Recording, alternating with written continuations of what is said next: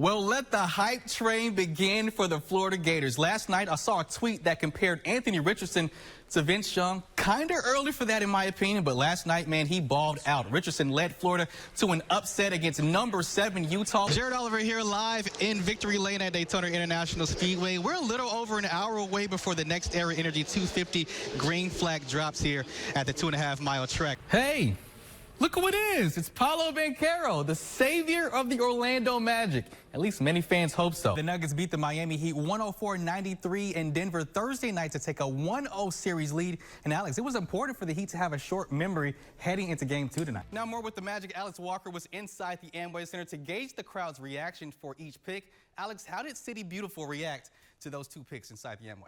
There was no shortage of points tonight in this year's Cheez-It Bowl between Oklahoma and Florida State. Both teams combined for over 1,000 yards of total offense, but a huge defensive stop by Florida State, sacking Sooners quarterback Dillon Gabriel on the final play of the game, spoiling his return to Orlando as a former Knight. Coming across the finish line, a magical moment of history. Daniel Dos Santos wins the 30th running of the Walt Disney World Marathon on the men's side. Ever since this cruise national championship, they've been on the water for 4 hours every day training for the Royal Regatta. Then once they get to England, they'll prepare for another week and a half for competition. Well, Tom Brady probably woke up today and asked himself, well, who am I going to throw the football to today? Receivers Julio Jones, Chris Godwin were both out for their second straight game. Mike Evans was also suspended for today's game. What could go wrong? 18 wins in your first 2 years, 2 bowl game invitations. You beat Florida in your first year in the Gasparilla Bowl. You beat 2 top 25 teams last year. Are you proud of what you've done so far, or do you kind of look back like, could have done just a little bit more? Yeah, you know, the first year, I mean, we had so many crazy injuries. What are some of your expectations or personal goals that you have for yourself? I would definitely say getting Rookie of the Year. That's a goal I've always had, you know, coming out strong my first season. When you go into a new conference, expectations are higher. How does your staff make it more of a priority to get back to the big dance? Well, every year we work off of that same scenario. The question that everybody wants to know, like, is the hair stain? Is this the brand, or like, are you going to cut it at some point? Nah, I mean, this is definitely the brand for the first couple years. I mean, I don't really have no facial hair, so. UCF was a perfect 5-0 in the Space uniforms coming into tonight. Head coach Gus Malzahn and his Space Cadets were at home expecting to blast away those Temple Owls, and yeah, they did. The Citronauts, 33-3 inside the bounce house since 2017. UCF gets off to a great start. John Rice Plumlee finds the end zone on the ground for the 5th time this season. That 10-play drive results in a 7-3 lead for the Citronauts. But the Owls came to play early on, at least we thought. E.J. Warner, the son of Kurt Warner, connects with Jose Barbin from 7 yards out. So 2-3, Temple takes the lead late in the first quarter.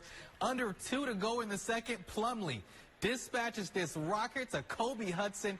UCF goes up by 3 scores to go into the break.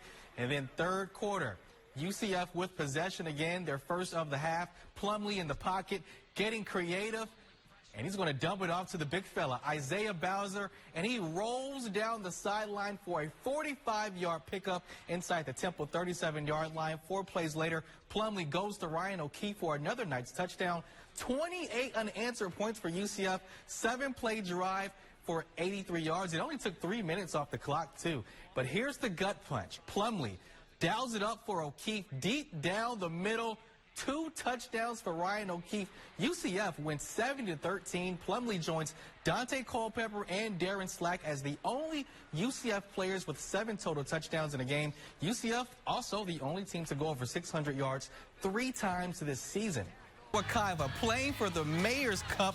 Look, the banner says delete the daughters. There's no backspace button after a statement like that. Wakaiva probably wanted to Control-Alt-Delete this miscue from punter Noah Putnam.